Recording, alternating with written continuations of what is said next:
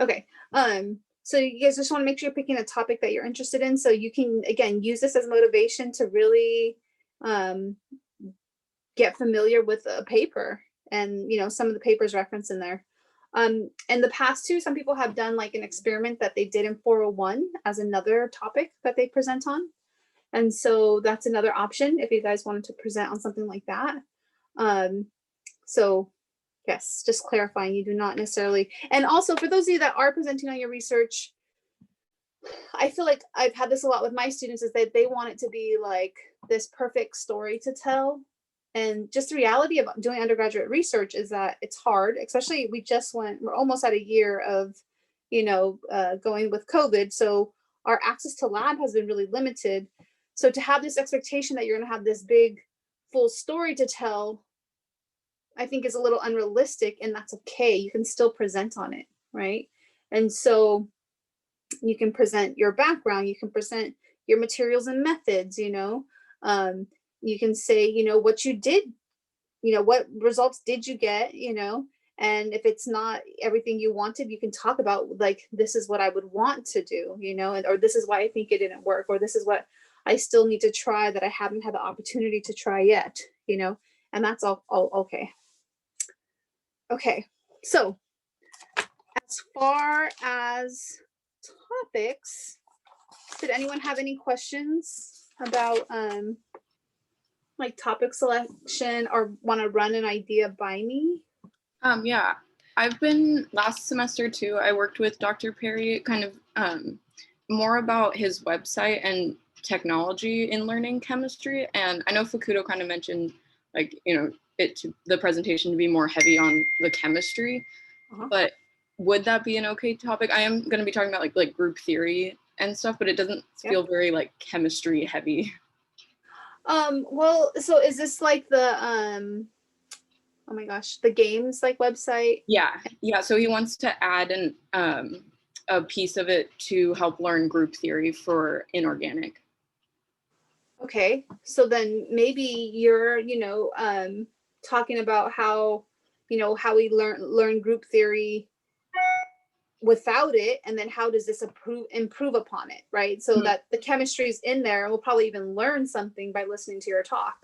Okay. And so so why, so it's an important, like, again, I don't know if you guys saw it out there, but I put Dr. Fukudo's Guide to a Good Talk. I wrote that, Dr. Fukudo did not, so don't hold him accountable. But what's the question being asked? So is it, is this a better way to learn group theory? Does this make it more accessible? Does this, I know like people all over the world use Dr. Perry's website. So that's cool, and so why is this important? Again, it increases accessibility. And if there's research showing that, this could be a way that students achieve a deeper level of learning, that could be good. And then how are you going to, answer those questions, and kind of what have you found out so far? Okay. All right. Other questions or kind of topic selection questions? Yeah, I just have one. I think I'm struggling with trying to find that balance between more chemistry focused than biology, since being a biochem major, it is definitely a lot of overlap.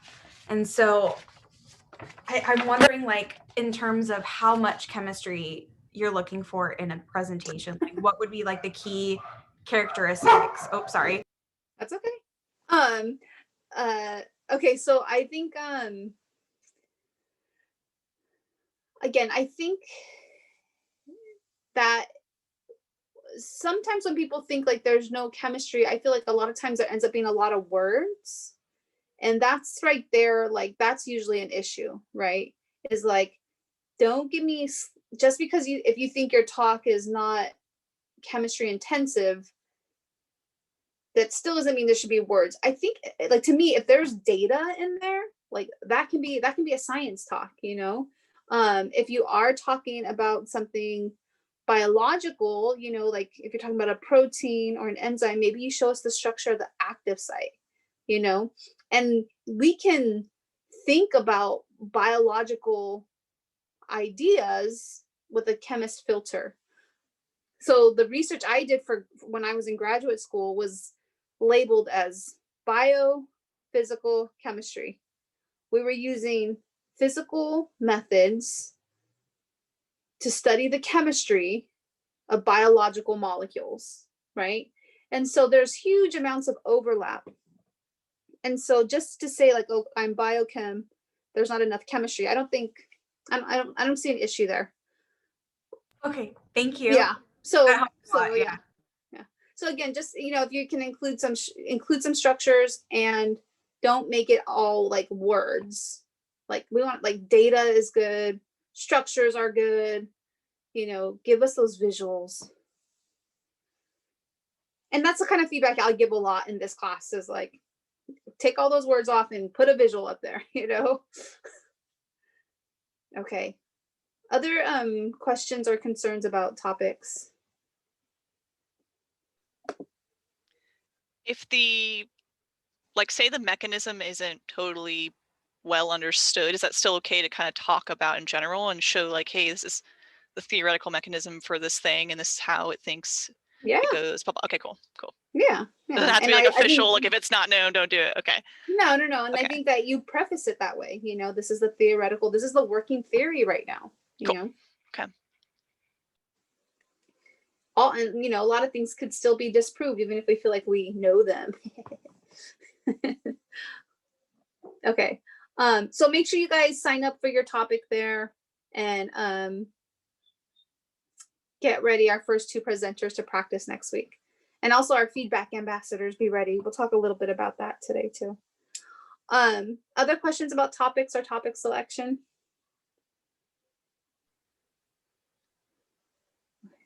So I totally forgot that I like to do in this class, have you guys all do a little class introduction assignment. And so I thought we could do that today.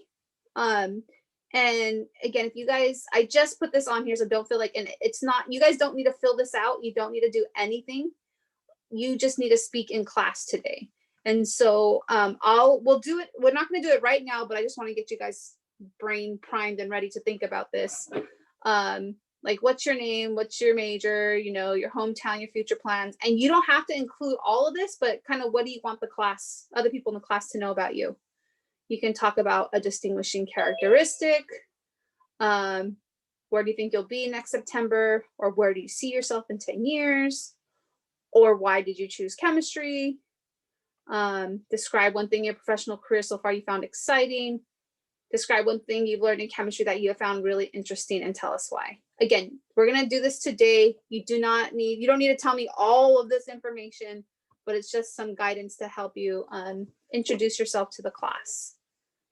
Okay. Questions on that? Okay. I do have Chase coming at 4 o'clock to talk to you guys, to give you guys their insight about life after graduation. So we'll have a visitor at 4 o'clock. Chase Clark? Uh-huh. Oh, she's a colleague of mine. She works at the scribing place too. Yes. Chase is a scribe now, yes. So Chase is gonna come visit us at 4 o'clock. Okay. So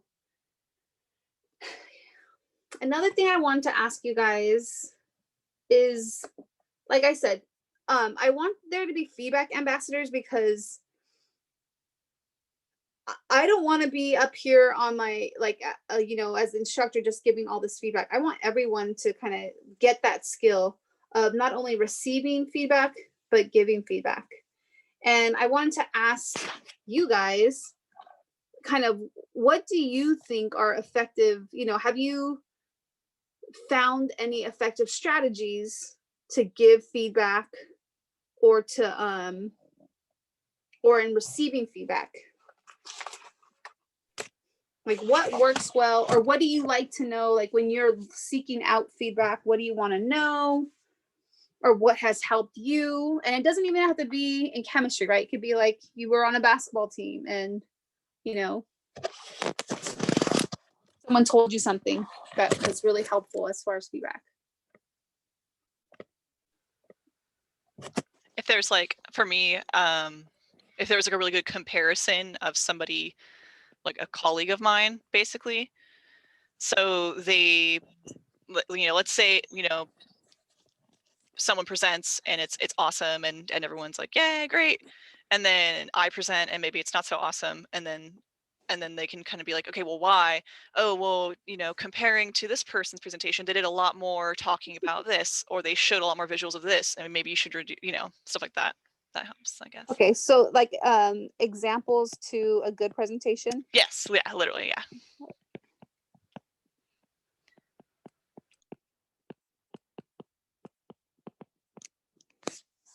All right.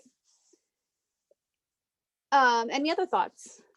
I think kind of going along that lines, I'm not really sure if I know what I'm saying yet, but just when, like, if you're giving some feedback about something that you're not maybe doing quite right, filling in what could be done better or how to improve whatever you're doing. So in terms of like examples of good presentations, that would be helpful. But like, if I'm talking too slow or like monotone, tell me how to make that better in like constructive ways. Okay. Yeah, so guidance of what can be improved. And I think and almost in there is like be specific. Yeah.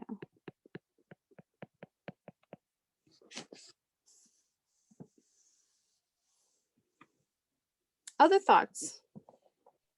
I also think that sometimes getting feedback from people, they can be too specific and kind of nitpicky about details that don't really matter. So I feel like it's important as the feedback person to listen to the whole effect or the whole outlook of what the person's trying to communicate and how that feels, rather than tiny details that don't really matter. Okay. So yeah, so it's kind of having tunnel vision. You might think I'm nitpicky. We'll see. No. Okay. Something I remember like from when I used to play basketball when I was younger, and I remember my coach telling me one time, I wouldn't tell you this. He was telling me like, you need to improve your layup and this is what you need to do. And I wouldn't tell you this if I didn't think you couldn't improve it, right? So sometimes it's hard for us to receive feedback, but I hope that you guys all know like this is a safe place. We want to help each other, put our best face forward when we go to present in front of the department. And so any kind of feedback we receive, it's because we want to help you give the best presentation and because we think you're capable, right? Like if we thought you were a lost cause, we'll just say, oh, not going to say anything. That's like, it's almost worse than giving feedback. But, so again, being able to receive feedback. So how can I write that? Let's see. You are capable.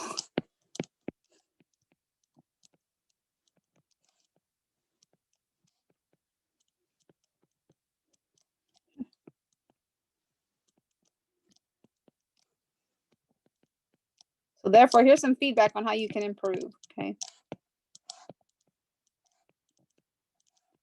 All right. Other thoughts, you guys, from your past experiences about what kind of helps you, be better, or anything you found constructive to either, again, give feedback or receive feedback?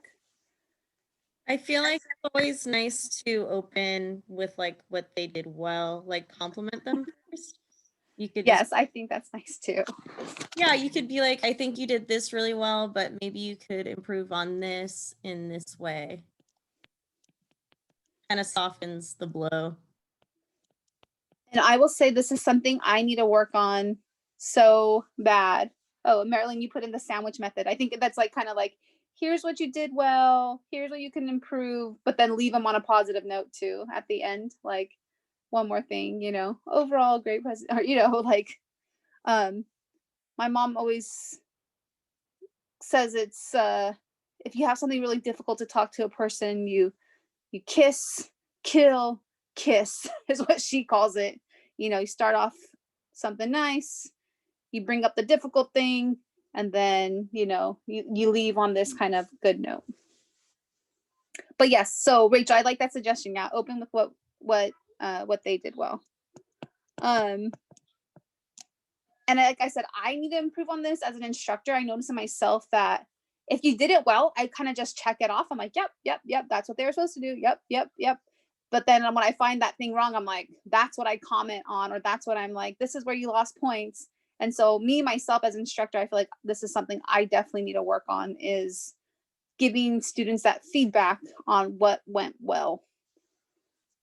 Definitely something I could work on. I think in the context of this situation too, given that we're getting our feedback on Wednesday and presenting on a Friday, it would kind of make me really freak out if someone told me something huge that I don't just have the time realistically as a student to fix in that amount of time. So just like maybe not focusing on something that's going to overwhelm someone in this situation. Maybe in others, like if you have 2 weeks, lay it on them and make sure they do the best possible. But I don't know, in this situation, I would appreciate if no one is like, yeah, you really focused on the wrong thing here entirely, or something like that. Scratch your whole project. Yeah, exactly. Like you're gonna, I wouldn't have gone down this road personally. So yeah, and that's going to be an issue this semester. This is the first time I've ever taught this class where we have so many students in that scenario. So pretty much, so we can be really harsh with everyone before spring break. Just kidding. No, but everyone before spring break will have like a week and a half before they present. But everyone after spring break, you're in that situation where you're practicing on Wednesday in this Wednesday class, and then you're presenting 2 days later on Friday. And that is tough. So that's a good point. So, and also a little bit for those of you that are in that situation, come with a really polished product, right? Like make sure you put in that time, and it's even more than a practice. I feel like it is it's like your final product, right? And maybe we'll give you a couple suggestions on how to improve it. But yeah, that's a tough situation. So good point. Thank you, Danielle. All right. Other, yay. So Marilyn said, I usually do Google Forms so I can refer back to it. I also think it's easy to get lost on presenting. And usually when we make our PowerPoints, to try and check to see if there are things that are too simple and things that are too complex. So to try to find the balance that you are contributing new info, but not losing people. Yeah, so like I heard, Blaine, I heard you talking before class about you have a lot of data, but you are going to focus a lot of background and probably not have enough time for all the data. And I think that's, like that's okay, because if you lose your audience at the beginning, right, they're not going to understand the data. So making sure that you've defined and walked them through enough background information is important. Okay. Other thoughts on giving or receiving feedback?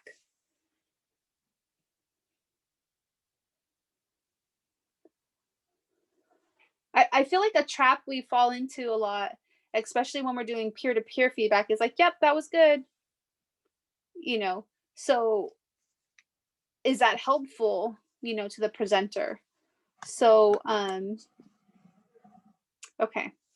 I found I was looking for this is kind of a new kind of thing here to do this feedback, but I feel like it's become so important. So I found this little article and I want to share it with you guys. And I thought it would be helpful. Oh, let me share my screen. Sorry, hold on. Okay, so, and I checked out a couple things and I thought this one was so far the most helpful, but in order for feedback to be, to constitute quality feedback, this educator provides like this acronym SPARK, okay? And she's talking about writing, but I thought it applied to our oral presentations as well, okay? So S is for specific, right? Comments are linked to a discrete word, a phrase, or a sentence, right? So you can give them some feedback very specifically on, you're being specific about your feedback. You're not just saying like, yeah, that was good. You can say, I really liked how you included this visual. It really helped me, understand that concept.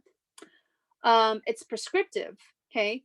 It aims to solve an ailment, okay? So it offers a solution or strategy to improve the work, okay?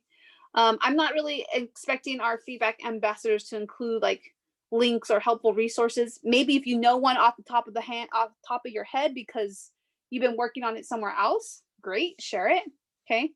But you're not just saying, oh, that was a horrible talk, right? You are trying to give constructive. If that's what you have to say, then you probably should say nothing at all, because then we get to that place where Danielle was talking about, like, okay, great, now what am I going to do, right? So we want to be prescriptive. It's actionable, right? This I think is really important.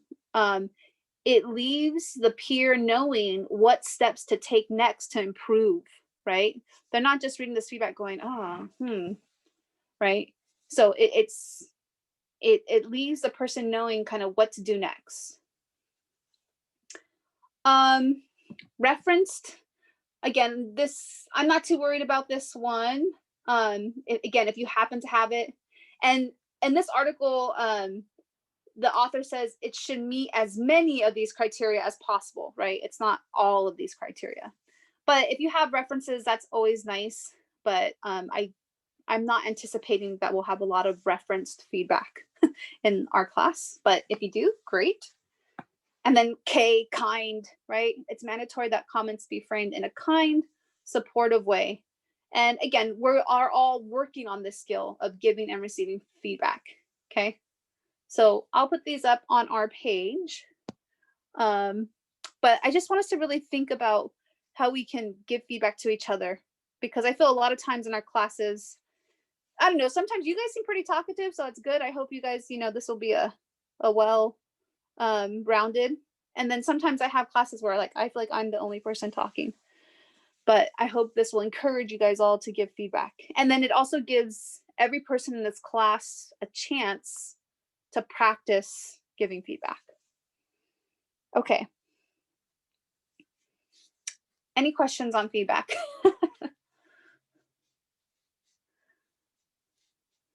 Alrighty. All right, you guys. So I'm going to stop sharing. I can put back. I want you guys to introduce yourselves to the class. So you guys can at least, of course, put your audio on. It'd be great if you put your camera on, but I know that everyone might not be ready for that. But you guys can, and again, you can just put on like, whatever you're comfortable. But tell us about, yourself, where you're from, and then pick like one of these questions. Okay, and you guys can all access this from our Canvas page too, the class introduction assignment. I'm gonna be writing, and I'm just gonna planning on calling on you guys as I see you on my screen. I hope that's okay. Any kind of concerns or questions before we start? All right, okay. All right, Brittany, I see you first. You're in my top left screen. So can you yeah, I was trying to find the question list again to like look at it. But hey guys, I'm Brittany. I know some of you know me, some of you do not. I was a transfer student here from the SRJC, not this last fall, but fall 2019. This is my last semester. And I think I'm going to do the September one, right? It was like, where do you see yourself by September and in 10 years? Is that one of them? I think that was one of them. Yeah. By September this year, my goal is to be studying for and taking a lot of practice MCAT exams, and then working as a medical scribe to kind of get some more clinical experience on my side for med school. just because, volunteering in the hospital has been kind of dead because of, COVID. That's fun.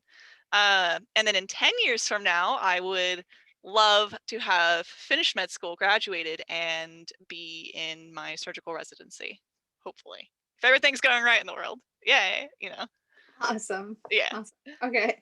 Thank you, Brittany. Yeah. Appreciate it. All right. The next person I see is Blaine. Yeah. Hi, I'm Blaine. Currently like a 5th year here. Let's see. I'm a 5th year biochem. My future plan is, let's start. Next September, hopefully kind of in the same spot as Brittany. I've been applying for MD PhD programs. I've had a couple interviews and they've been going pretty well. Hopefully I'll hear back. The main school I'm hoping to hear back from is UCLA this month. Let's see. I guess I'll answer a different one. I'll answer why did I choose to become a chemistry major? So it's a little personal. I guess I was in I was starting high school at the time, and so my grandmother, she passed away from Alzheimer's, and so I'm gonna be talking about this a little bit in my senior sem because it's kind of like why I'm here. But so she passed away from Alzheimer's, and so I'd be kind of like 14, 15 years old, trying to understand, like reading all this type of literature, trying to understand like plaque diseases and tau tangles and kind of like all this neuroscience and neurological literature, neurosurgery, and so I kind of grew up always reading about biology. I've always loved science, and like now I'm pretty happy that I'm able to understand these things and work and research in them. I'll just answer those two. Okay. Thank you, Blaine. All right. The next person I see is Danielle Glowston. How do you say your last name? Gloyston. Gloyston. Okay. Gloyston, yeah. So I'm Danielle. I go by Danny. I chem major, minor in math. I'm from Santa Rosa. And I am also an SRJC transfer student. I originally straight out of high school went to Western Washington University, and then to the JC again, and then to UCSB, and then to the JC, and now I'm at Sonoma State, and I'm graduating. But I have been full-time enrolled in school since high school ended, and I'm 25. I guess, so what do you think it'll be next September? I really don't know. One of my biggest problems is that I change my mind incredibly frequently and then commit to the new course of action.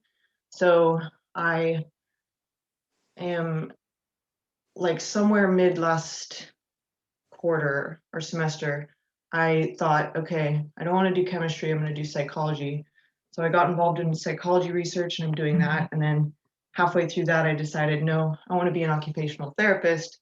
So now I'm doing kinesiology classes, and it's just, that's been my whole college career. Is like, I was a psych major, philosophy major, biochemistry major, chemistry major, math major.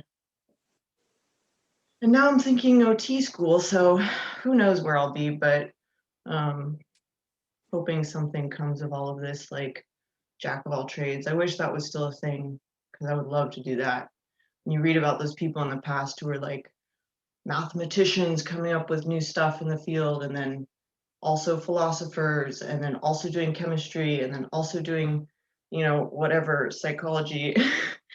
And that would be sick, but I think everything is like too specialized nowadays. So got to figure out how to commit to one thing, and hopefully I'll be somewhere, not in the same exact spot that I'm in. All right. Well, good luck, Danielle. Thank you for sharing. Yeah. Okay. The next person on my screen I see is our other Danielle Bruner. Hi, I'm Danielle. I don't go by Danny, but my nickname is Dee Dee. At least that's what my family calls me. I'm a biochem major. I'm from Napa. I transferred from the Napa JC too, which I had the best job there. I was an SI, and I wish I could do that again because literally the best experience of my life. I will never regret doing that. But yeah, I used to be a music major and then an English major. And then my chem professor kind of pulled me aside and was like, "What are you doing?" So I was taking like an intro chem course, and I fell in love with chemistry. Like I've always loved it, but I only had like one class in high school, so I felt it'd be foolish to pursue that with just one class my sophomore year. But that changed me. I love gardening. That's my favorite thing. Oh, I want to be a middle school science teacher. That's like my goal. I've always wanted to be a teacher, so I'm not going to work in the industry. I'm not going to do research. My passion really is teaching. So I had a really good middle school science teacher actually that helped me like with everything, bullying, all that. So that's my passion, and that's where I'm sticking to. Nice. All right. Thank you, Danielle. All right. Lauren, you're who I see next on my screen. I'm Lauren. I'm just a straight chem major, and I picked chemistry initially. I thought I wanted to be a pharmacist, and then I took a year off of after high school and worked at a pharmacy, and I really didn't like it. And I think kind of going on like what excites me in my professional career, I didn't realize like kind of the lighter sides of working in the chemistry field, like the wine industry and breweries and stuff like that. I think that's kind of what I want to get into. So that's what I'm excited for. All right. Awesome. Thank you, Lauren. All right. Rachel, I see you next. Hi, I'm Rachel. I'm from Stockton, California. I went to a JC over there as well. And then I transferred to Sonoma State for biochemistry.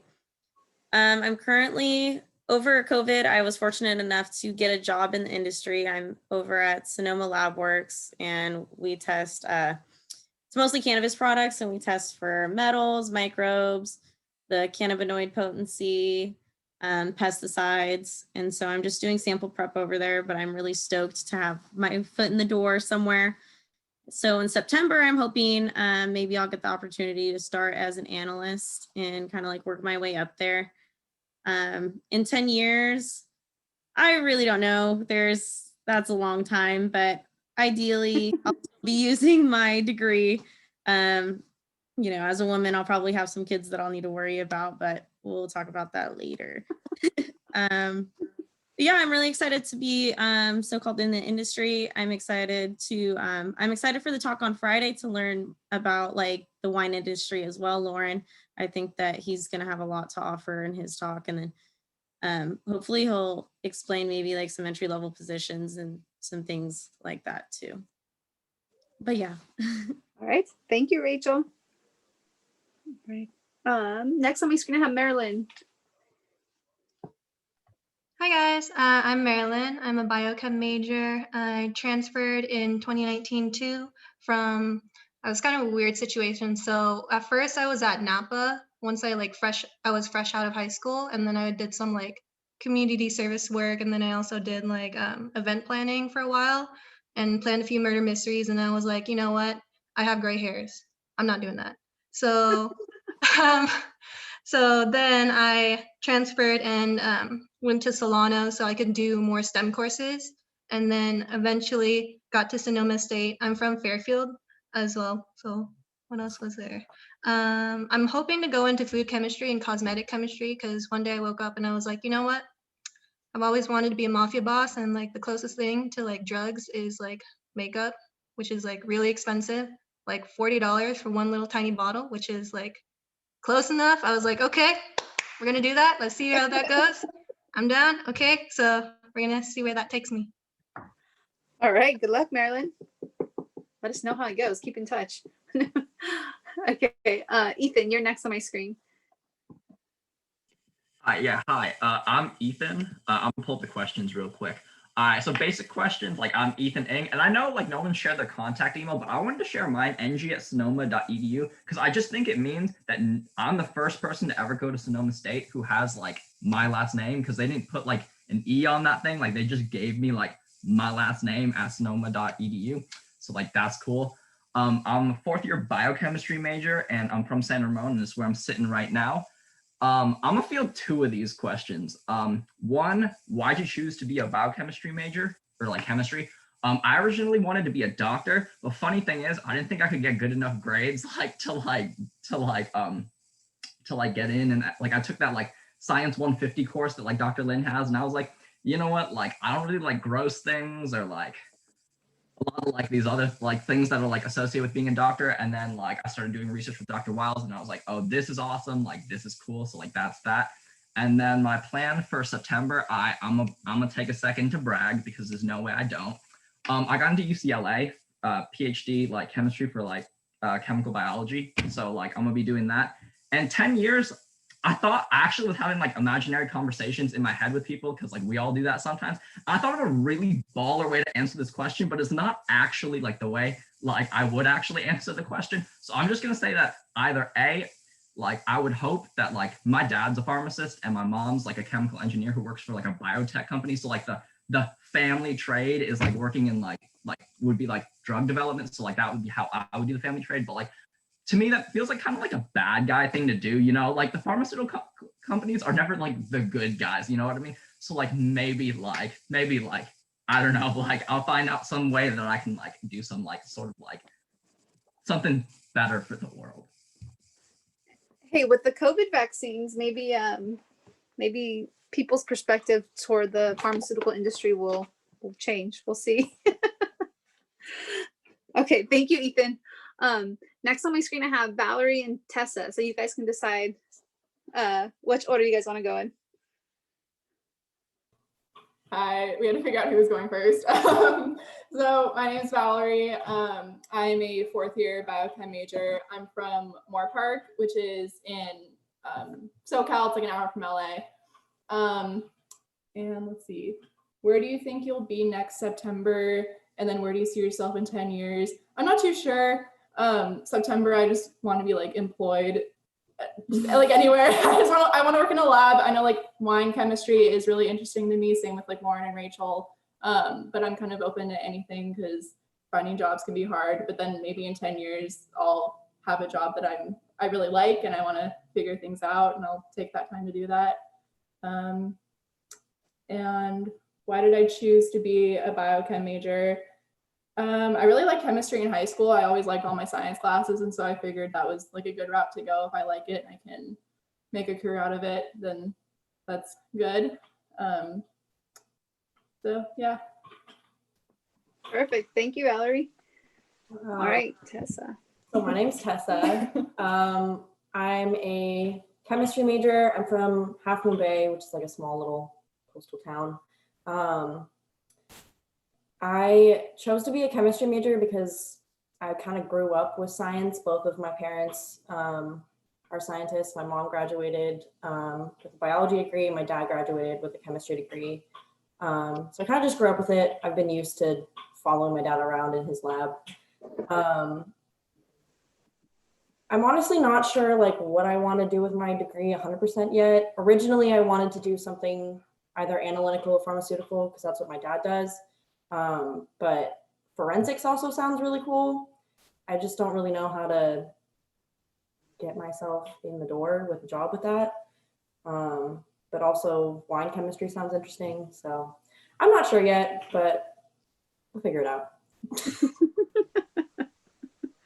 Don't worry. I was in my 5th year of grad school and I wasn't sure. I was like, oh my gosh, did I just waste 5 years of my life? It wasn't. I feel like everything's part of the process, right? Mm-hmm. So, okay, thank you guys. All right. So next on my screen I have Sage. Hi guys, my name is Sage. I am a biochemistry major and I'm from Sacramento. I chose to be a biochem major because actually my grandmother was a biochemistry professor in the Philippines. So she kind of influenced me on choosing that path for me. I'm not really sure what I want to do with my degree yet. I actually wanted to go into pharmacy initially, but I don't know if that's for me. So I'm kind of just vibing and see where I'll land. But yeah. Perfect. Thank you, Sage. Okay. Next on my screen, I have Joshua Brown. Hi everyone, I'm Josh. I'm a biochem major. I'm actually from Rohnert Park, and I'm a Santa Rosa JC transfer student as well.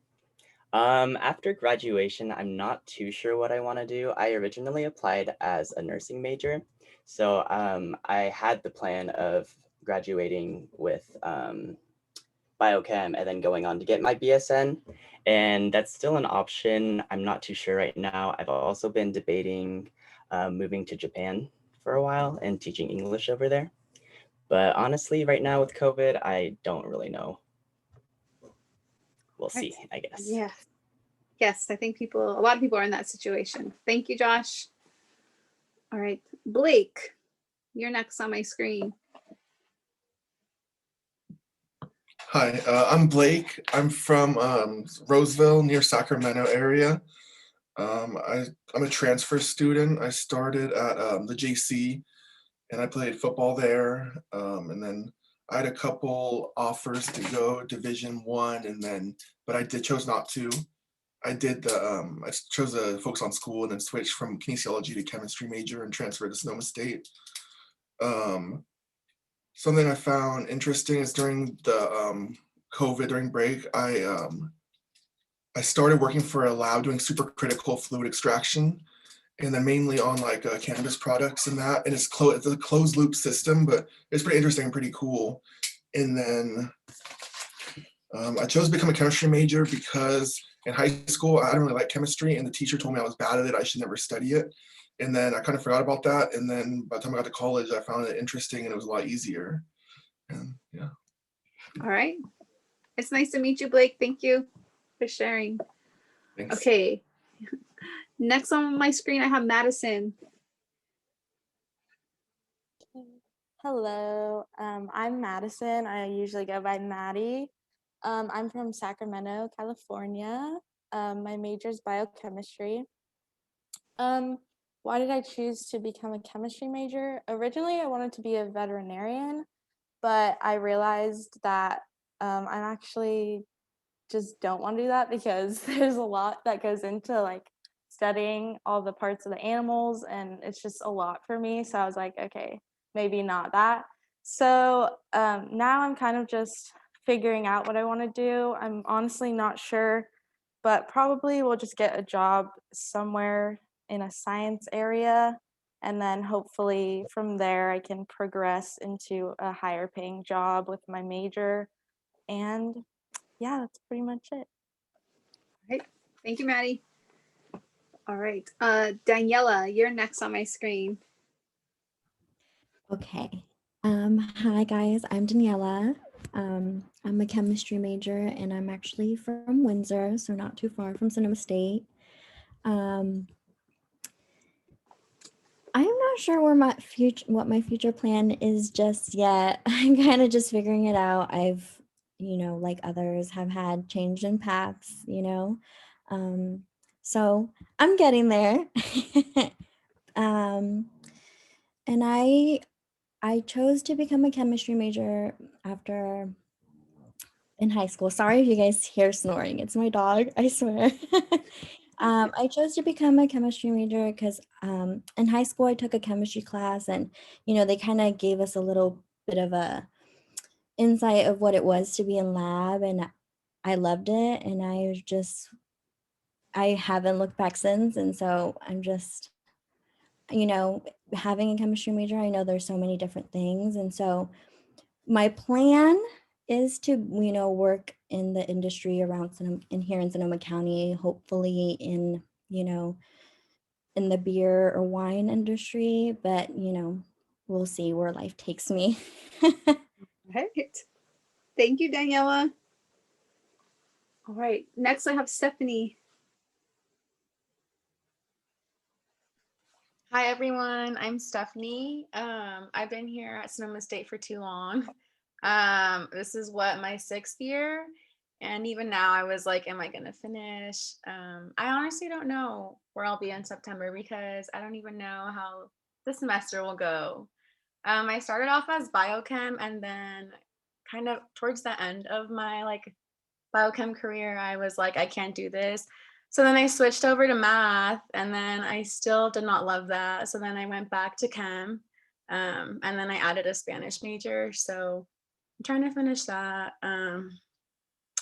Yeah. So I lost, and it feels kind of nice to like know that it's not just me, because I thought it was just me. So I'm glad that, you know, others are kind of figuring it out too. No, I'm really surprised by how much it's everyone. I didn't know. Yeah. Well, good. I'm glad that we got this opportunity to hear, you know, your guys' stories. And again, you guys can see where, you know, you all are. And that'll be nice that Chase is coming too to give us their perspective on, you know, life after graduation. Okay. All right. Let's see. Oh, William Wells. Hello, everyone. I'm William. I also go by Andy. I'm a chemistry major, and I'm originally from like Menlo Park area. It's kind of like halfway between San Francisco, San Jose, on the peninsula. Honestly, I'm trying to figure out what I'm going to do with my life after graduation, but probably thinking of going into either the winery or the brewing industry. I did an internship over winter break down in Livermore, and that was really, really fun. I got to learn a lot there, just for a little short time, but it was nice just making the wine, and ended up doing like 50 titrations by myself. But it was still enjoyable. I enjoyed the time. So just try to find a job somewhere up here in the wine industry and figure out where go from there. All right. Thank you, William. All right. Next I have on my screen is Viviana.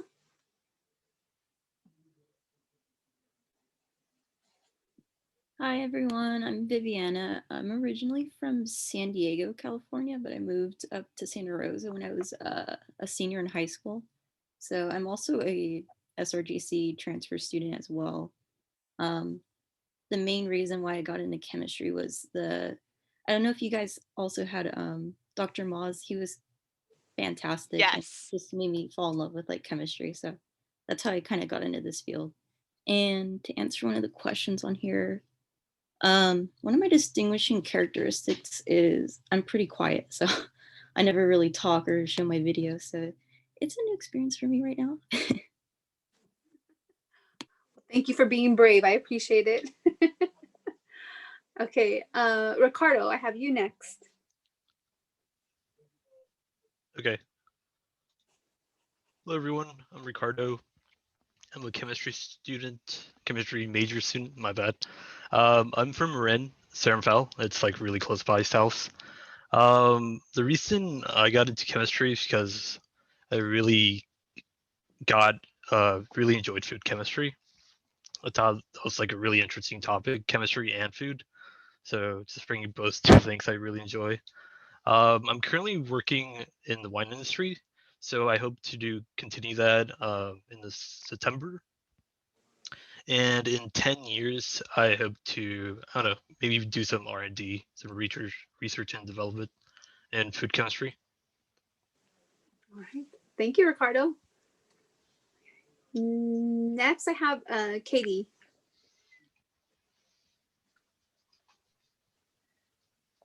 Hi, I'm Katie. I'm a fourth year and I'm a double major in biochem and poli-sci. And I am, like right before COVID, I got an internship at Nanosyn Inc. in Santa Rosa. So I'm running myself into the ground as a quality control, quality assurance intern. I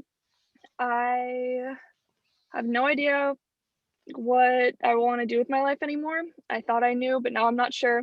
But in September, I'll be finishing up my poli-sci degree. And I came into college as a bio major, and because I thought biochem sounded too intimidating, even though that was what I actually wanted to do. And then, so I came in as bio, and then I found myself consistently enjoying my chem classes more than my bio classes. And I lived with a senior sophomore year who was a biochem major, and she really pushed me to just change my major and I'd be fine. And so I did, and I'm happy that I did that. But yeah, the closer I got to graduating, the more sad I was that I was just minoring in poli-sci. And I was like, wow, I'm probably never gonna get to like study this again if I don't do it now. So I decided to stay the extra semester to double major.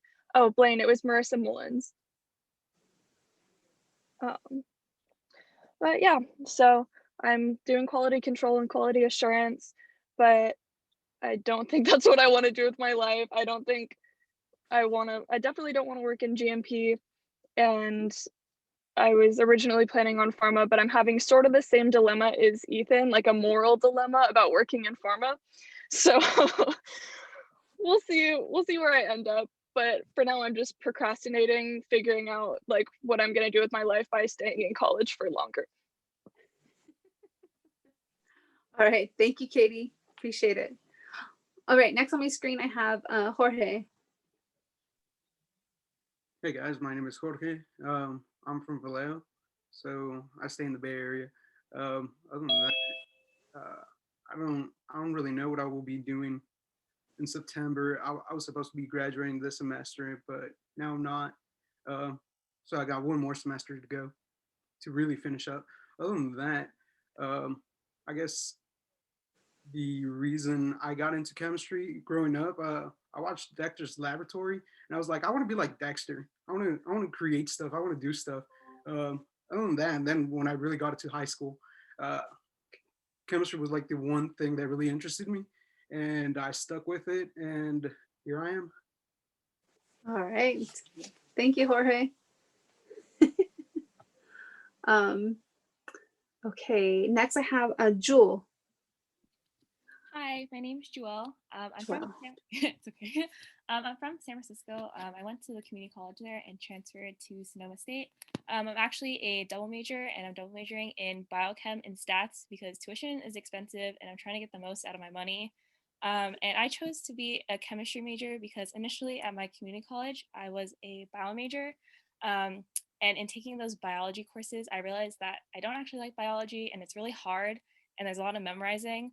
But I did find that I really enjoyed chemistry instead, and it helped me understand the biology a lot more through the chemistry that I learned. So I applied as a biochem major, and yeah. Perfect. Thank you, Joelle. And hi, Chase. I see you there. Thank you for joining us. We have 2 more students, according to my count, to introduce themselves, and then I will introduce Chase. All right. Tommy, I have you next on my screen. Hi everyone, my name is Tommy. I'm a 4th year biochemist at Sonoma State. I'm originally from San Francisco. And let's see, is it okay if I answer 2 questions, or are you kind of running short on time? No, that's fine. Answer 2 questions. Okay, so I originally became a chemist. Well, I came to college wanting to be a doctor, and then that just didn't work out. The first semester, just realization hit me in the face. So I was like, well, it's okay. I'm still find chemistry interesting. So I continued doing that. And then I was honestly getting really tired of the math. So like Ethan was honestly one of the bigger advocates to tell me to do biochem. So then I did, and I loved it. So that's where I am.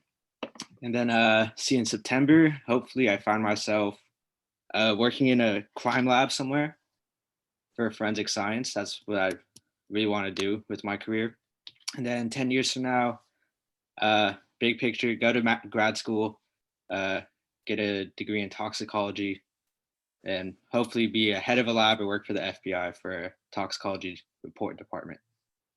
All right. You got vision there, Tommy. All right. All right. Okay. And then the last, Ali, I have you. Yep.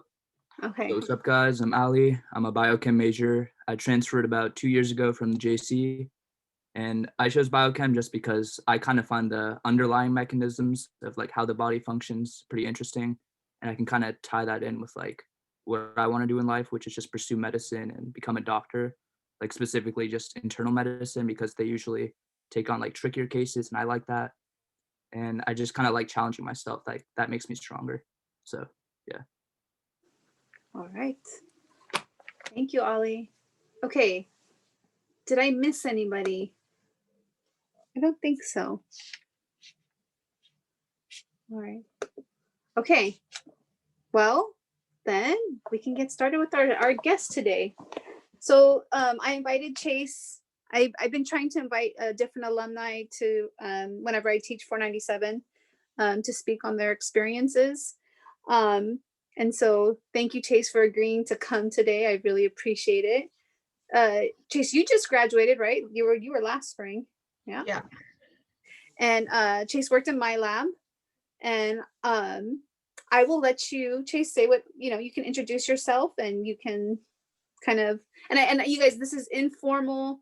I let Chase know that this is just informal discussion. And again, what's life like after you graduated, right? All right. Well, hi everyone. I recognize a lot of you guys, so I was there just a year ago. My name is Chase. I go by they, them pronouns. I also started as a bio major. I heard one of you say that, and I really didn't like it. So I transitioned to chemistry, and I did 2 years at a community college and then transferred to Sonoma State and graduated almost a year ago. Graduating in a pandemic was interesting. The job hunt was also interesting. I am not a very extroverted person, but you kind of have to put yourself out there to get a job, and then navigating it online was not the easiest thing. But LinkedIn helped a lot, and I also went on Indeed, and I had a couple of interviews at a couple different labs, and then a couple of interviews at a couple different hospitals. So some of you mentioned that you were interested in medicine. And one of the ways to get experience in that is working as an emergency department scribe, or any scribe really, but the ED scribe is the one that hires the most. That's what I do currently. And Holly, can you say, so Chase, so ED is like emergency department? Yeah. Okay. Yeah, and there's scribes for internal medicine too. They're just a little harder to come by. And I also have a second job. I work with Dr. Lillig and Dr. Works in a research project, a learning project that they're working on. So I do that also. And then that's pretty much been my experience after graduation. You don't really do much because you can't.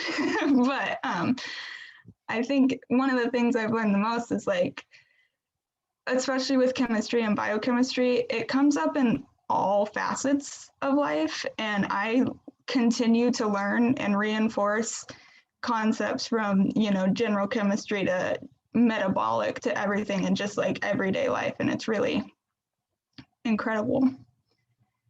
And I'm open to questions if y'all have any questions about anything, really.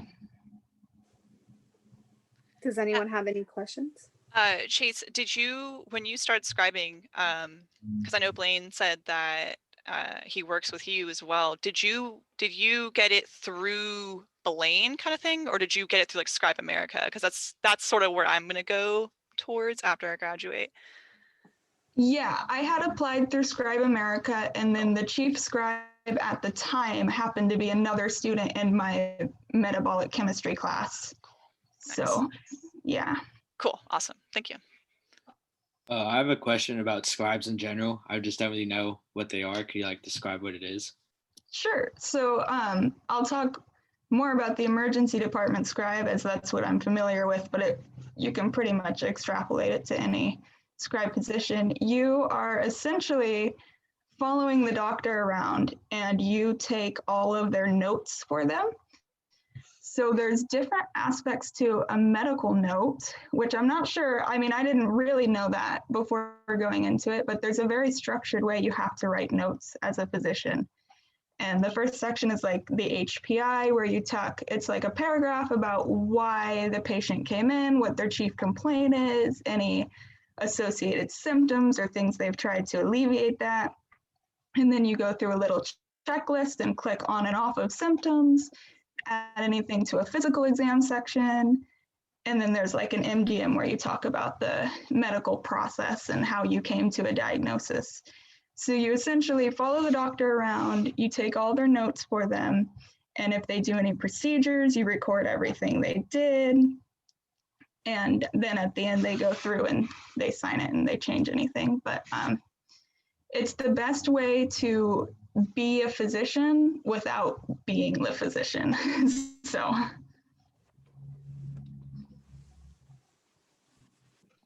Do you plan to go to med school yourself? Yes. Oh yeah, that's a big thing I forgot to mention.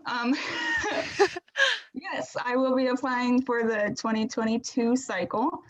I graduated last year, but I didn't quite have all the prerequisites completed. So I'm taking a couple of online bio classes to finish that up, taking the MCAT hopefully in June, and finishing up my personal statement and all that. So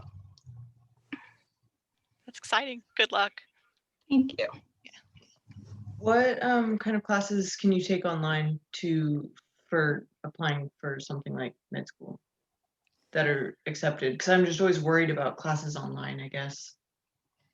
Yeah, that is a good question. Right now, you can take almost anything online. I'm not actually taking my online classes through Sonoma State. I went back to the community college I transferred from for the online classes, but I'm taking general bio. And there's a really great website called Assist, and you can like drop in any class that like you need and it'll tell you what transfer requirements work. There's also a really good sheet, I think, through, like you can get it from Dr. Lynn at Sonoma State or through the HPAC program that tells you like, here's all the requirements you need for med school. And then here's a list of like ones that would be good to have, but not necessarily required. And then you can use that. That's what I did when I realized I didn't have all the prereqs. I was like, okay, I need these 2 bio classes. And then I went through the Mendocino College Sonoma State transfers on Assist. And it was like, oh, well, these 2 classes actually transfer to these 3 classes at Mendo. So I had to take 3 through Mendo, but they're all online right now. Like labs included? I guess there's some classes that have labs, like I need to take anatomy or OT, which I'm not probably going to end up doing. But anyways, is there other lab equivalents? Yeah. In fact, there is an anatomy class through Mendocino College. Oh, I know that because I talked to my bio professor about it. She's teaching that as well. There are labs. She uses a specific site that I had not used before for it, but a lot of other things use like Labster also. And so there's definitely lab portions. And then sometimes for anatomy, it's kind of hard to, to recreate that lab setting. So a lot of times it's like, here's an experiment that was done, read through it, analyze it, talk about how you would have done it, sort of thing. Cool, thank you. Do you think you're going to stick with the medical scribe position, or are you looking at other things in the meantime as well? I'm definitely going to stick with the scribe position. I might add another scribe position on top of it, and it's some kind of internal medicine because, I love the emergency department. It's great. It is not what I want to do ultimately. So, wait, did you say it is not what you want to do, or it is what you want to do? It's not. I want to go into surgery. So, cool. It would be nice to get a scribe position in a different area just to be exposed to more aspects of medicine, but I'll definitely keep with it.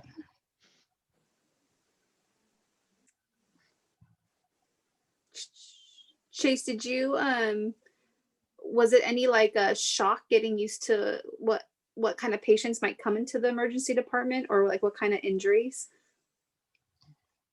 A little, but it was more like I expected the worst and I haven't seen anything extremely egregious. So I think it's more been interesting to see just the variety of things that come in. And I grew up in in a household where like we never went to the doctor. So, you know, when anything hurts, I'm like, oh my gosh, this hurts, but I don't want to go to the doctor. I can't, I don't want to pay that bill, you know? So it's really interesting just to see the variety of things that come through the door. What took me like the most to get used to is the pace. It's very fast. And like, you know that, and you think that going in because it's emergency medicine. It's you've got to be quick, but it's very fast paced. How long was your training? Like how long do they have someone with you teaching you how to not be terrible, basically? So for Scribe America specifically, there's an online training portion and a clinical in-person training portion. So the online training portion, I think mine was spread out over about 3 weeks, but you sign up for those classes as you can. They offer multiple every day.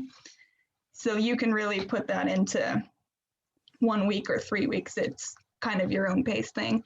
And then you have 7 clinical training days. Sweet, thank you. And do you have to pay for those classes? And Nope, you get paid to take them actually. Oh, it's nice.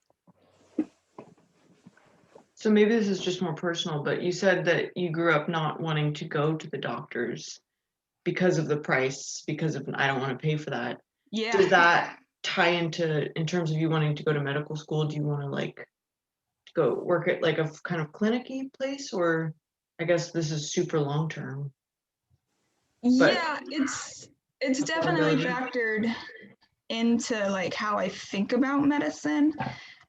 I want to go into surgery, and it's kind of a niche surgery, and I've definitely thought about like how to make that more accessible, but that's something I feel like I'm going to have to learn more about. That's like the bureaucratic side of it, and I'm going to have to learn a lot more about how that works before I can attempt to make a difference in that way, but it has definitely factored into my thinking. That would be very cool. A lot of people don't get surgeries that they need, so many things that they need. Right.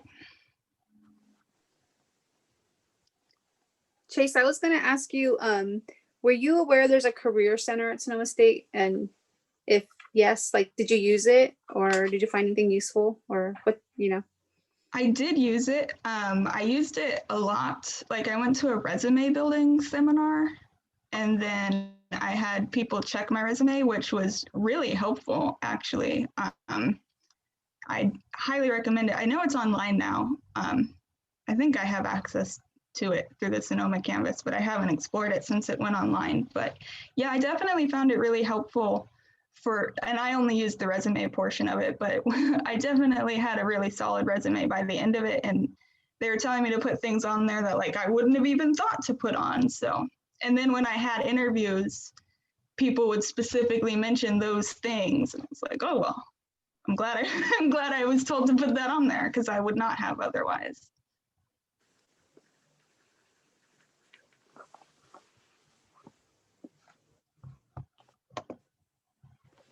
Question. I was going to ask you, did you get connected to Scribe America? Like, did you go directly to them, or did you do it like through Indeed or through LinkedIn? Like, did you just know to go through them? I found it through LinkedIn. I was looking for scribe jobs because I did my HPAC interview, which I don't know if everyone's familiar with that. There's a program through Sonoma State that like helps students who are interested in medicine along that pathway, and they do like a mock interview, and then they'll write you a letter of rec. So I highly recommend going through that if you're interested in medicine. But they told me when I did my interview that it would be good if I had medical experience, and then they told me to get a scribe job, that's one way to do it. So then I looked into it from there and found that opening through LinkedIn. This actually a side question to that then. So when I was talking to Dr. Lin, he provided me all the stuff and told me about the HVAC interview, all that good stuff. I was under the impression that like I couldn't really do that mock interview until I had like compiled all my letters of recommendation and finished all my prereqs, and maybe even taken my MCAT, maybe not. Is that a lie? Did I just tell myself a lie, basically? You need all the letters of rec for them. Okay. And then you don't need to have all your prereqs done, but they will be. So like when I went in, they were like, "Hey, you don't have biology. It's kind of important." And I was like, "Yeah, there's a plan for that." So they'll tell you what you're missing, as long as you're aware of that. That's fine. Okay. And what was you said a third Oh, thing. sorry. Yeah. Because you said you hadn't taken your MCAT yet, right? You were going to take it this June. Yeah, you don't have to have taken the MCAT to do the interview. Cool. Okay. Thank you.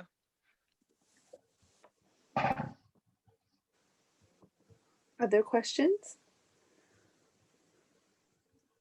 Chase, I was going to ask you if you had any kind of failed job searches before you got the scribe job, and kind of if you can speak on those experiences. Yeah. I had an interview with a lab, and I can't actually remember the name of it. I was trying to remember the name of it before I spoke to y'all today, but I can't. Maybe that's for the better. So we went home. We were sent home like 2 days before spring break when the pandemic first started. And we still had a solid month of school left, if not a little more than that. But I had built my LinkedIn profile shortly before that, and I was starting to get like interest from companies searching for lab technicians, because that was my original plan before I had really learned about being a medical scribe.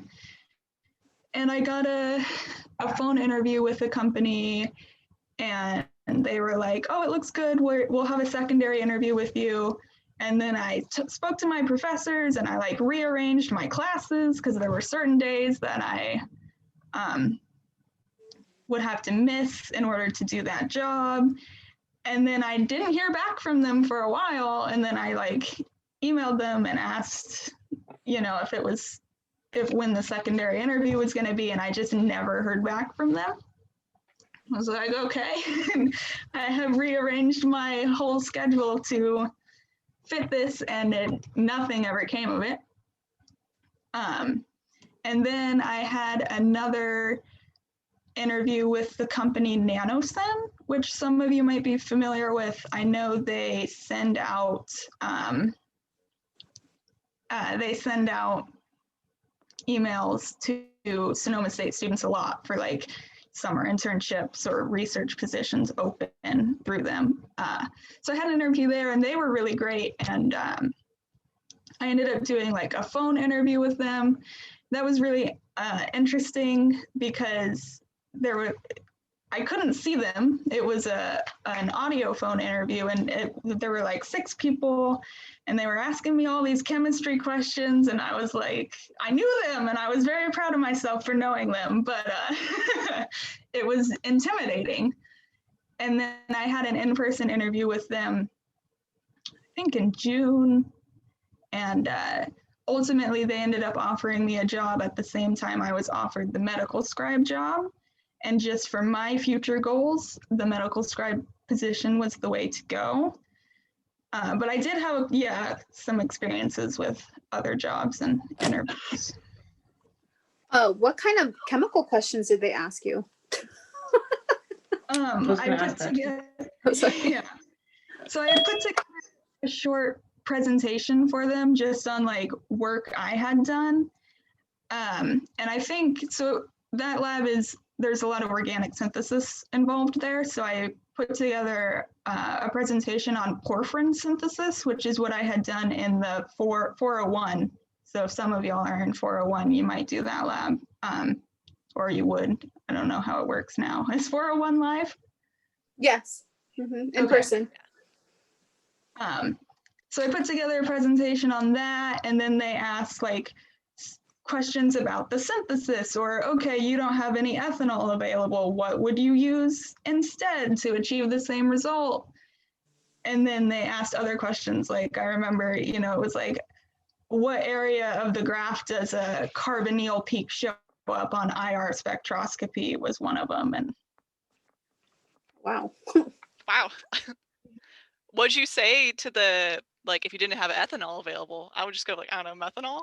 I was like, I mean, I don't really know, but it's a 2-carbon alcohol. So I'm sure any like unsubstituted alcohol would do the same thing. So Yeah, I don't know if that's right, but that's what I said.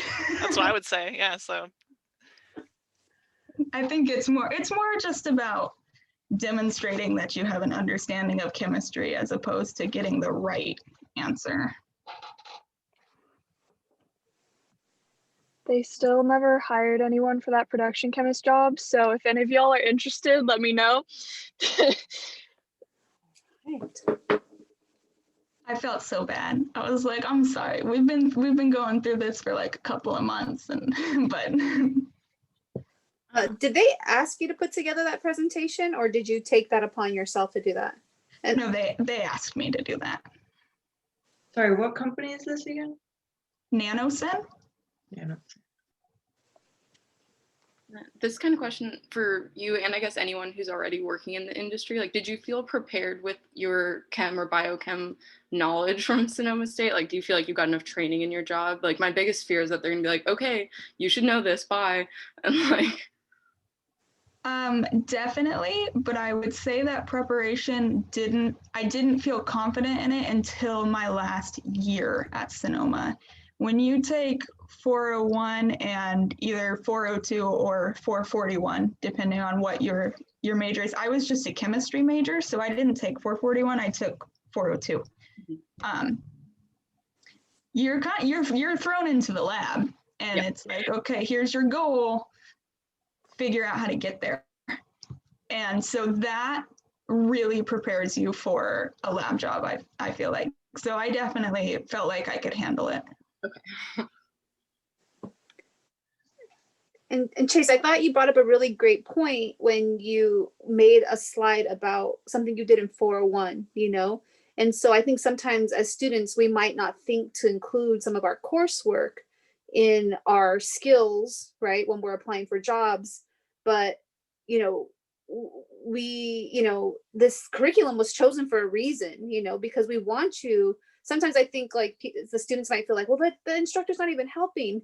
And again, we want you to struggle a little bit, because if someone's always there to give the answer, you become dependent on that, you know? And so we want you to, of course, if you're totally stuck, you know that we will support you, but we want you to struggle and be like, you know, you've done this in the past. Now, what are your resources? Can you figure it out? So yes, so even if you guys didn't get to do research, you still have this coursework that you can include as part of your skill set. And to piggyback off of that, whatever project you choose or is assigned to you in 441 and 402, you can definitely count that as research, because like I was building a saline manganese complex, which I had not heard of before that course, but like Dr. Lara said, you know, you're doing that almost on your own unless you get really stuck. So that's definitely something you can count as research on a resume or a graduate or med school application. Did you use your complex to oxidize anything, or they just have you do the initial complex synthesis? Well, we were supposed to. I feel it, but okay. The reason I asked. We made the complex successfully, and then COVID happened, and we're sent home. Duh. So I made protocols on how I would have done the assays, but I did not get the chance to do them. We didn't have permission to come back in person last semester. Now we have permission. Yeah. All right, other questions? I have some more, but I don't want to dominate the conversation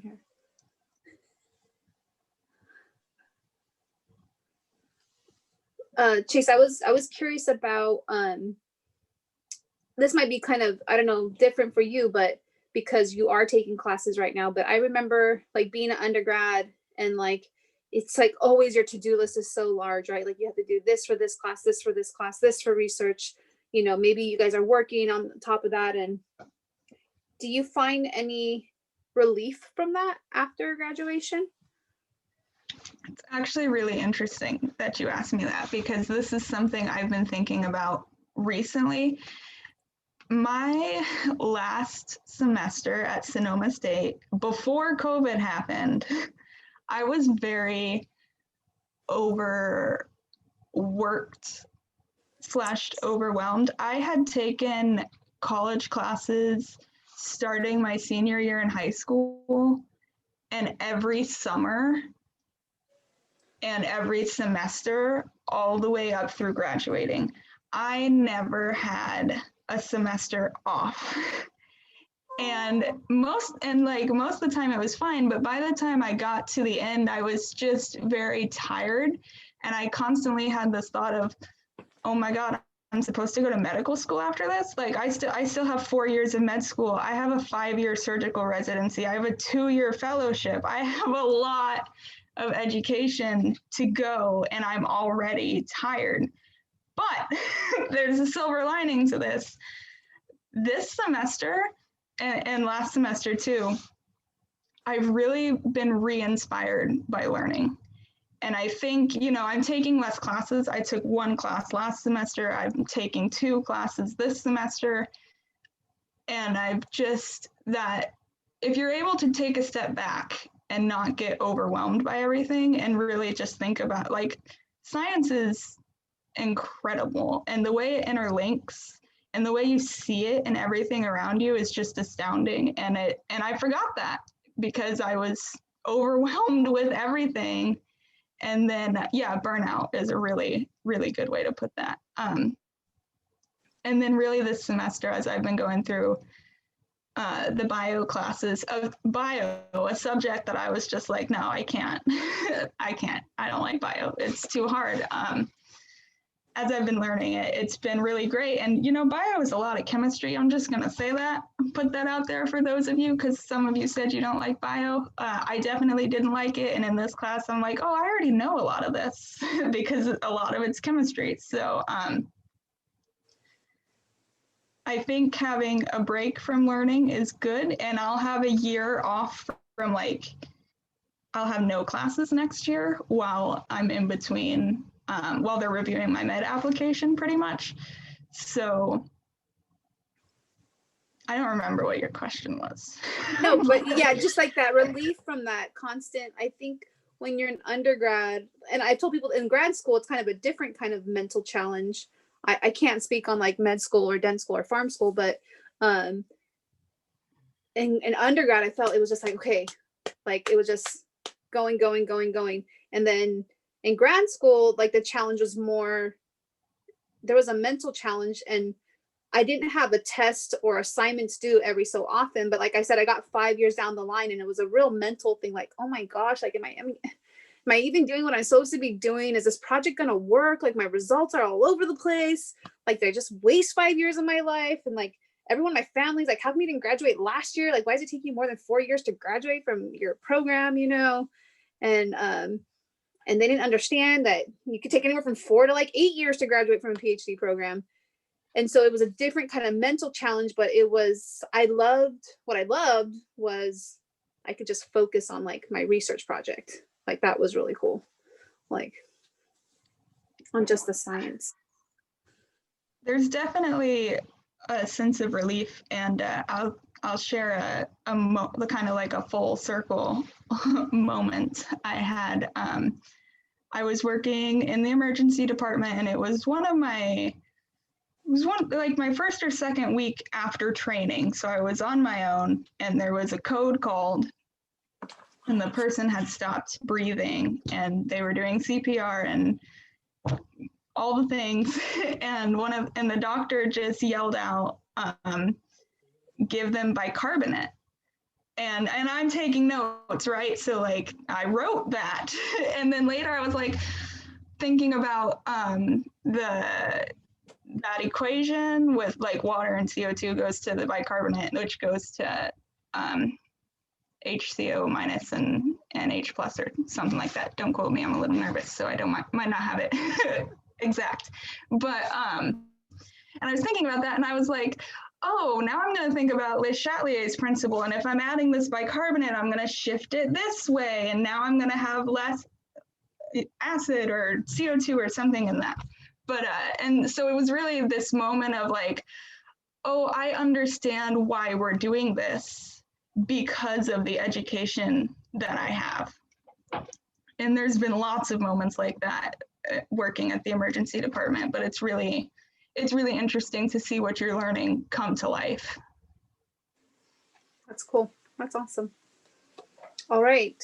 Well, I think that's all my questions and I really appreciate you being here, Chase. I think, you know, we were just, everyone was kind of introducing themselves before, and there's so many that, you know, you're unsure of what they want to do next or don't know how to proceed next. And even sometimes if we know what we're doing, you know, like I said, sometimes you can get there and you're like, and so, again, I appreciate everyone sharing. And of course, Chase, I appreciate you sharing, you know, your journey with us too. Did anyone have questions they wanted to ask Chase? I have one last question. Oh, please. Chase, how has your MCAT studying been going while also, I'm assuming, working full time? Or like, what's your schedule like? Can you just tell me your life? You know, hey. Sure. My schedule right now, I am currently on a month-long trope of night shifts. So I woke up about 30 minutes before logging onto this Zoom call. And so I didn't study for the MCAT at all while I was in my undergrad. Yeah, I don't plan to either. And then I used the Kaplan books. One of my friends purchased them and he just let me, and we studied them together. So I basically read through all of those. They're each 12 chapters. So we had a plan to do like one chapter a day and then talk about it. And so I went through all of those. And then I've been doing some practice tests to get like a baseline, and seeing improvement there helps. There's also a program called MEM. It's MEMM.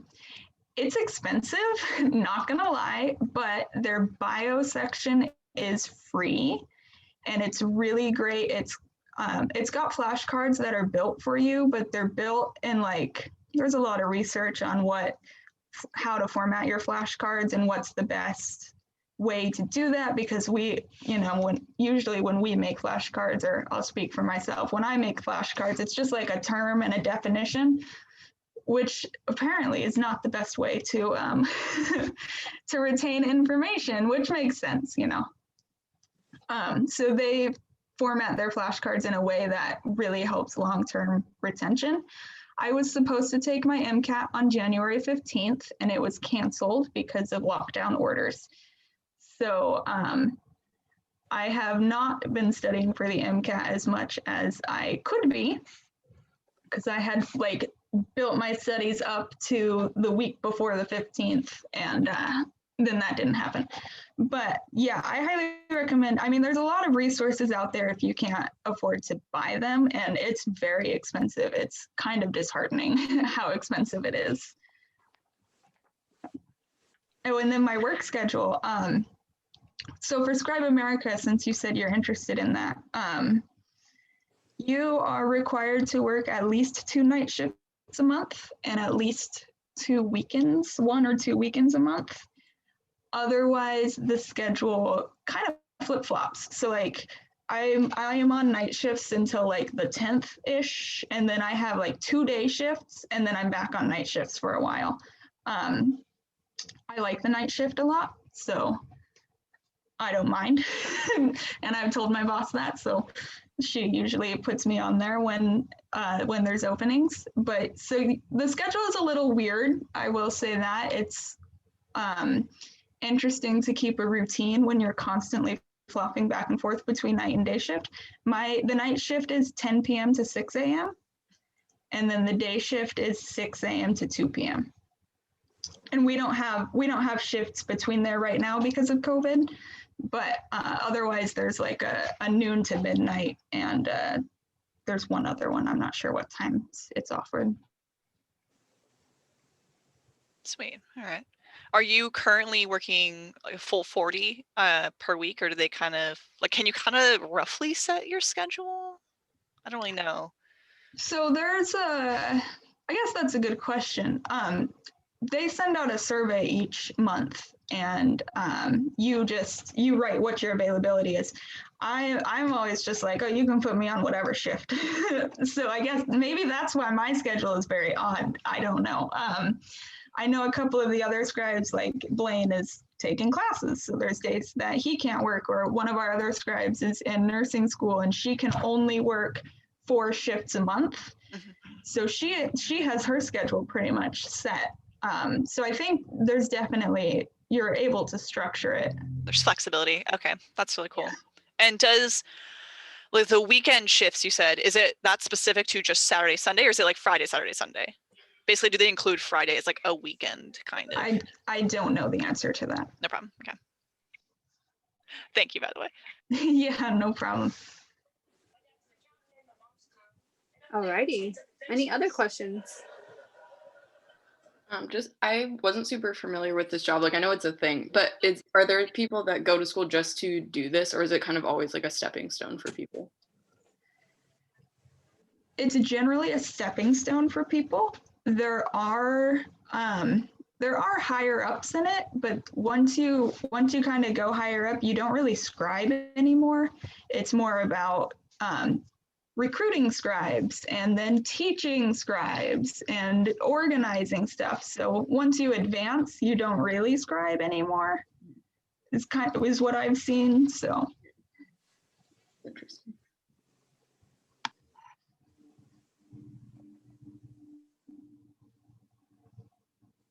Other questions?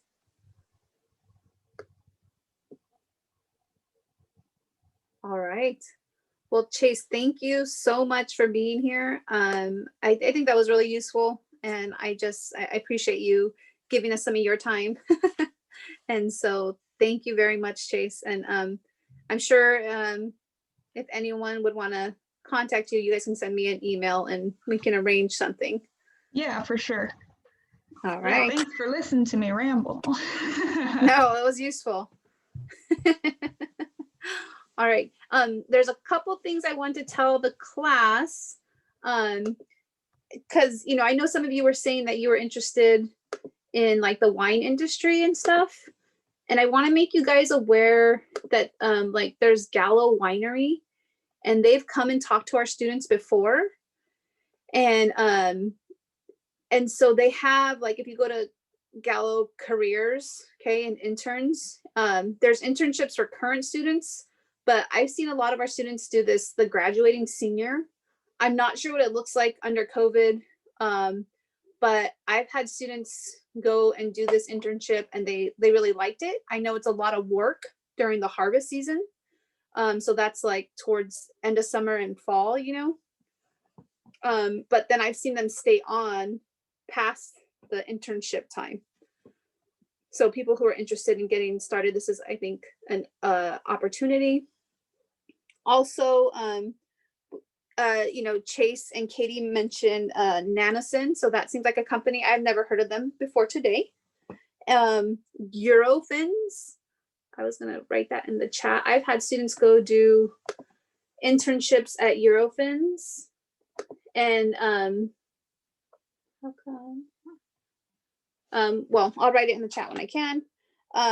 And they analyze like dietary supplements and just make sure, kind of that it is what it says it is. And then there's Aerotech, which is oh my gosh, I don't know the name, but they are like a staffing agency. So they work with a lot of companies in the area. They look at your resume, and I feel like a lot of students are really, they get placement through Aerotech. So Aerotech will place you in a job, and you usually have a 6-month contract.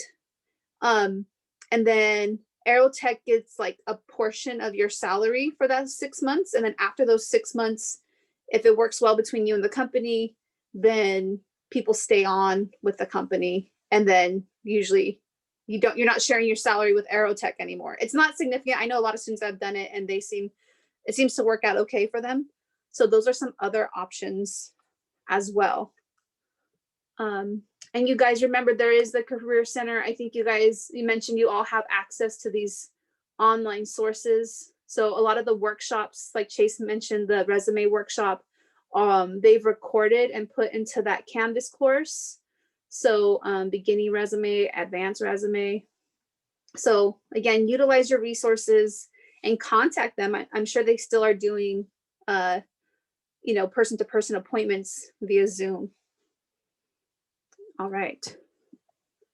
All right. Any last thoughts or questions or anything? Oh, I kind of have a question about graduation. I'm sorry. Go ahead. So when you click the box to graduate and you just send it in, I got an email today or whatever. It was like that. I don't have the WAPT. The WEPT. The WEPT. Yeah. Uh-huh. And I don't like, so we can take it like whenever, right? Technically this semester, we don't have to take it like right now, or should I sign up in like today? Oh, yeah, I would go look for sure. I have no idea. I've never taken the web, but Yeah, Blaine, you have to have that done. You have to pay. So go on your SSU and pay first. It's $35, and then you go on the website and put in that receipt number. And I think all the ones for February are full now, but there's a couple in March and April. But like you're cutting it close. But Yeah. I don't have to have that done before I apply, right? Because we already had to apply, so Yeah. we can apply after. Okay, I just needed to know if You have it's to have like it done I like before am you too late or something. Yeah. But go ahead. Go ahead. Sorry. No, you good. You good. No, Brittany, you probably know more than I do because I never had to do Yeah, it. it's because like I would like over the summer, this like last summer and then like over winter break, I had a ton of back and forth with Dr. Works because she's my advisor, just like making sure all my things are set and just my life is in order. And she said that specifically, and then this email I actually just got back confirmation of it. Everything you apply to graduate, right? And you'll have yellows or red boxes, whatever. If they're not done, I think they said by the time the final grades are released. So it's like end of classes is like the 15th. And I think usually professors release grades, say like 2 weeks or 3 weeks later. If you're not done by then, you won't get your diploma and you technically didn't graduate. And you can see everyone's putting the information. There are WICs, W-I-C. Those are writing intensive courses. Yeah. But if you're not in one already, I mean, I guess the add drop date hasn't passed. So you could add a WIC course. Sometimes the chem elective is taught as a WIC. I think Dr. Works, when she taught it, it was a WIC. And when Dr. Wiles did it, it was a WIC.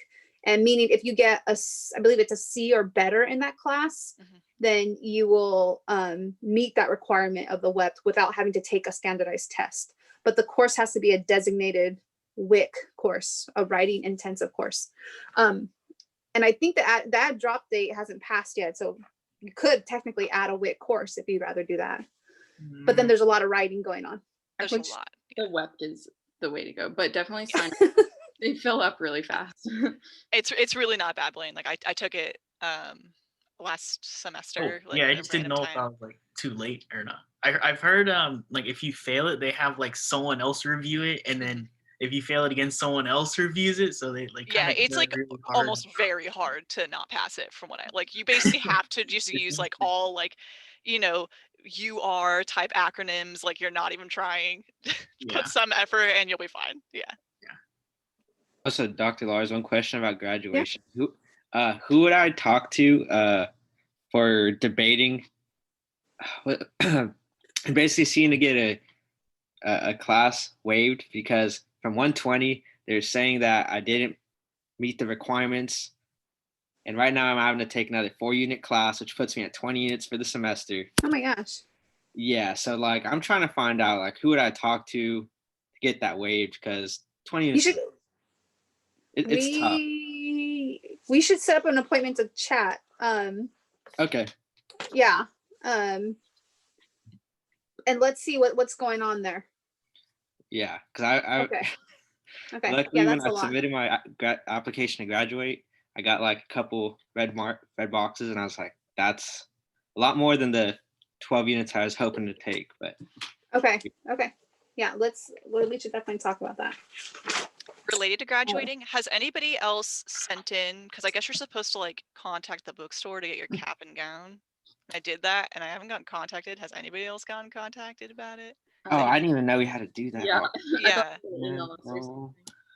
I don't know because they haven't talked about graduation at all. They on the website. Like if it there's says anything, posted, right? But they haven't said if it's canceled or anything. They haven't talked about it at all, and that's a little weird. But I guess it's kind of far out, so they could still possibly have it in person. I think they could have like a couple different sections or days by major or something. That's probably what my guess was going to be. They'll just But, have like simple, like one guest ceremonies. You can't have a bunch of people.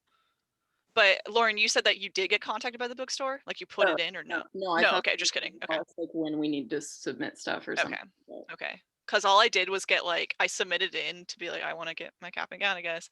And then I just got the automated response and no one's responded to me, but it says it's supposed to respond in like 1 to 2 business days. And it's been like a week and a half. Yeah, maybe they're just trying to figure out what. Okay.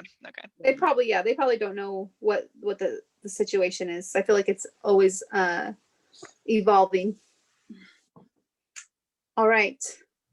What was I gonna say? Like normally people we recommend that students take the WEP during their junior year. So yes, take your peers' advice and sign up ASAP because you want to make sure you get that requirement fulfilled. Yeah. Okay.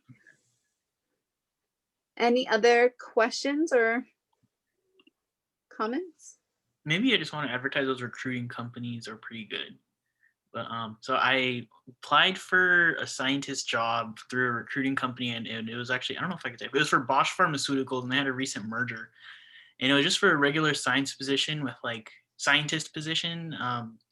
And they said the starting pay is a little low, and I'm like, how much is it? And it was like 30 an hour. And I was like, dude, and when you compare that to like the scribing place where you make 15 and you have weird hours, it seems like a lot better. And they just wanted someone full time now, but I feel like they actually really try hard to connect you with the job that fits, and they can talk about the companies themselves, and they said people like it there, and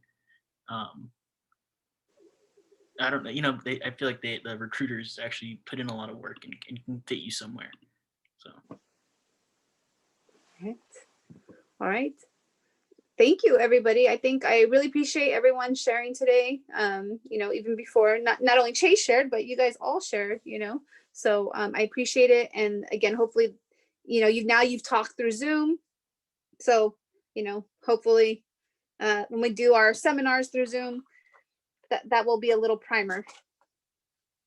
I hope you guys enjoy the rest of your day. And we will meet again next Wednesday. All right. Thank you. Yeah, thank Bye, you. everyone. Have a good day. Thank you. Thank you. Bye, Chase. Thank you. Thank you. Thank you. All right. Thank you for being here, Chase. I appreciate no it. problem. It's good to see you. Yeah, and